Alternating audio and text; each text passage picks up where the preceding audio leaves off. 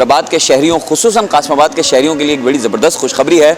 Abdullah mall आपके लिए लेकर आ गया है रौनक रमज़ान बचत बाज़ार, जिसके अंदर आपको जो है वो बहुत डिस्काउंटेड पे बहुत ज़बरदस्त चीज़ें मिलेंगी और ईद की शॉपिंग जो है वो आपकी हो जाएगी आसान।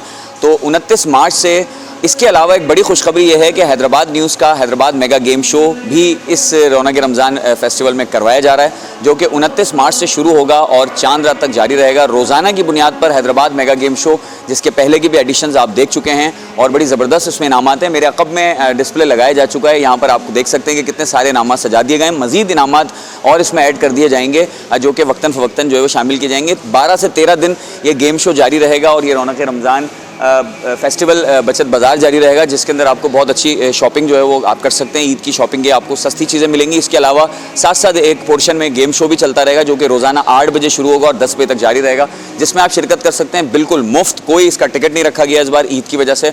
में आपको जो है मिलेंगे बहुत सारे इनामात, मुख्तलिफ एंटरटेनमेंट होंगी, इसमें हमने सिंगर्स भी रखे हैं। इसके अलावा आप जो है वो मुख्तलिफ गेम्स खेल कर ज़बरदस्त इनामात जीत सकते हैं। Washing machine, fridge, TV, LED TV, oven और भी बेशबहा कीमती इनामात हैं। मोटरसाइकिलें भी होंगी और बहुत कुछ होगा।